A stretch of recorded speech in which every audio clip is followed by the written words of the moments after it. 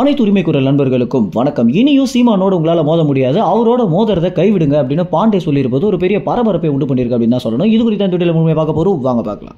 தமிழ்நாட்டிலே மூத்த பத்திரிகையாளராக இருக்கக்கூடிய பாண்டே பார்த்தீங்கன்னா ரொம்ப நாளாகவே நேர்காணல் கொடுக்காம இருந்த நிலையில தற்போது ஒரு நேர்காணல் கொடுத்திருக்காரு. இந்த நேர்காணல்ல நம்ம யாருமே எதிர்பாராத பல விஷயங்களை ரொம்ப நேரடியாகவும் தைரியமாகவும் பகிர்ந்திருக்காரு.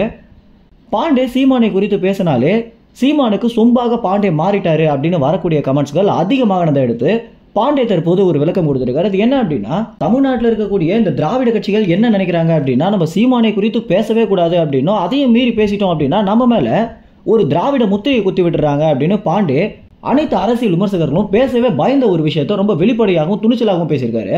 தற்போது அரசியல் எப்படி மாறி இருக்கு அப்படின்னா, ஆரம்ப காலத்துல திராவிட எதிர்ப்பு அரசியல் தான் எல்லா கட்சிகளும் நடத்திட்டு வந்துட்டு இருந்தாங்க. தற்போது சீமான் எதிர்ப்பு அரசியல் மட்டுமே தமிழ்நாட்டில் நடந்துட்டு இருக்கு அப்படின்னும், ஏன்னா தமிழ் தேசியம் தமிழ்நாட்டுக்குள்ள வந்துருச்சு அப்படின்னா ஒவ்வொரு மக்களுமே இவ்வளவு காலம் நம்ம ஏமாந்ததை உணர்ந்து திராவிட கட்சிகளை அடியோட எதிர்த்து இதோட அந்த கட்சிகள் காலூன்றவே முடியாத மாதிரி பண்ணிடுவாங்க அப்படின்ற ஒரு காரணத்தினாலேயே இந்த விஷயங்கள் நடந்துடவே கூடாது அப்படின்றதுல திராவிட கட்சிகள் பார்த்தீங்கன்னா ரொம்ப தெளிவான காய்களை நகர்த்திட்டு வந்துட்டு இருக்காங்க.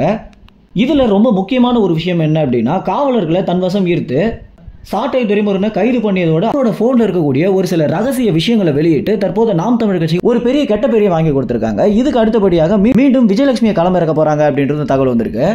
இந்த தகவல்கள் எல்லாத்துக்குமே பாண்டே சொல்லக்கூடிய விளக்கம் என்ன அப்படின்னா, சீமானோட மோதுறதை விட்டுருங்க அப்படின்னும், ஏன்னா இறுதியில சீமான் எப்படியாச்சும் மக்களை தன்வசம் ஈர்த்துருவாரு, உங்களுக்கு தான் கெட்ட பேர் வந்துடும் அப்படின்னு பாண்டே பார்த்தீங்கன்னா திமுக கைகூலிகளான யூடியூப் ரூட்டர்ஸ் கபிலன் கரிகாலன் 3 பேருக்குமே ஒரு எச்சரிக்கை கொடுத்திருக்காரு.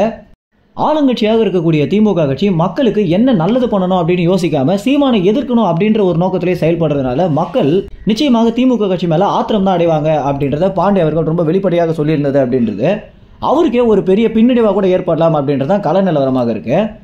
மேலும் இன்னொரு தகவல் குறித்து என்ன நினைக்கிறீங்க அப்படின்ற உங்க கருத்துக்களை கமெண்ட்ஸ்ல தெரிவிங்க. நன்றி, வணக்கம்.